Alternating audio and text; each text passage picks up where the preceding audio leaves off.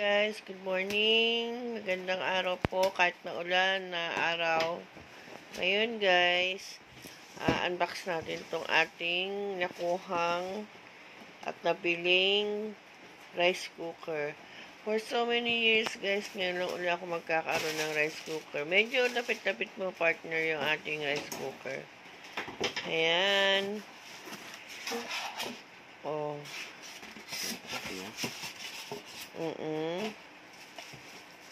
Ganda. Ngayon na ulit, for ilang taon din tayo, no? 2 years siguro. Pang ilang kilo kaya to? 1.8 liters. Siguro O, kasi na 2 kilo. 1 kilo may get. Wow! Ang ganda ng kulay. Kulay green. Sa anong tatak?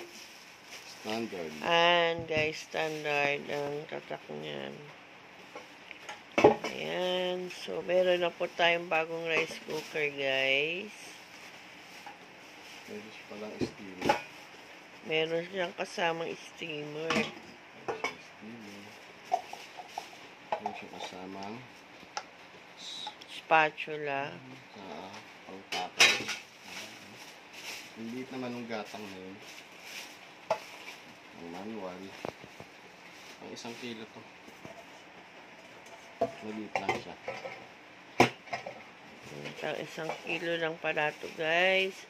Pero at least kahit paano meron na rin akong rice cooker. Hindi naman tayo lumasobra sa 1 kilo.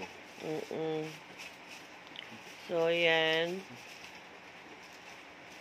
Report nga lang tayo kung magluto eh. Yan ang 1 kilo. Maksa natin yung 3 gatang. 3/4 kilo.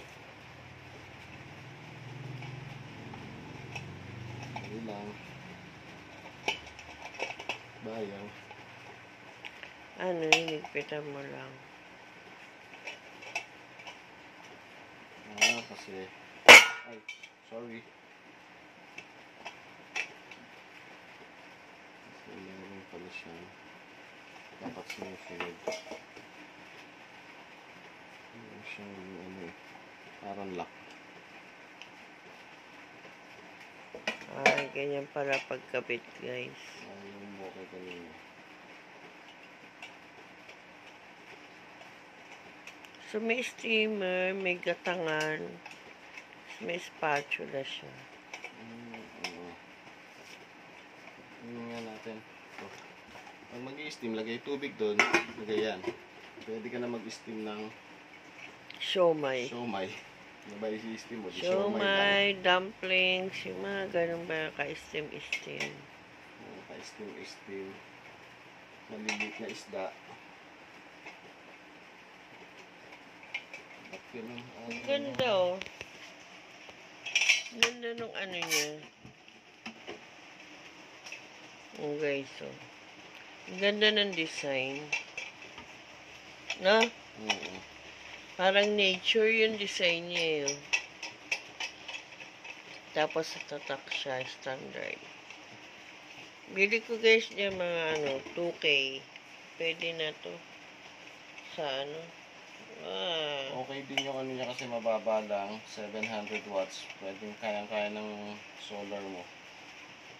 So guys, ang kanyang 700 watts. Pasok sa mga nagsusolar. Katulad namin, nagsusolar din kami. So ayun guys. Okay. So yan, ang aking brand new rice cooker. So, pwede na.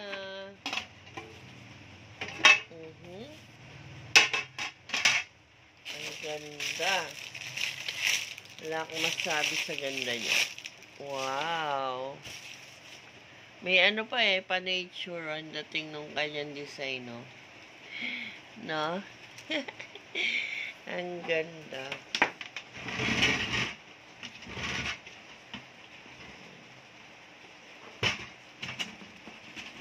Okay. Ready to Ready nang gamitin. plug and play na yan. Yan. Ready naman na to. Para tipid din sa gasol. Diba? Kasi kung malakas naman yung ating solar, okay naman. Hindi na tayo masyado Mas okay yan kaysa mag-electric stove ka.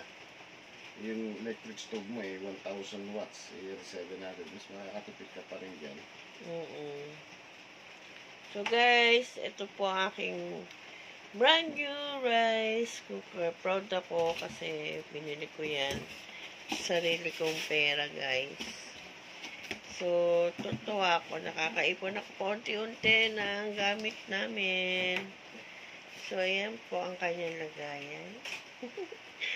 So, thank you so much, guys. Pinakita ko lang sa inyo ang aking new gamit. Mga bagong gamit na aking unti-unting pinupundar. Maraming salamat po. Bye. See you next vlog. Maraming salamat. Bye po.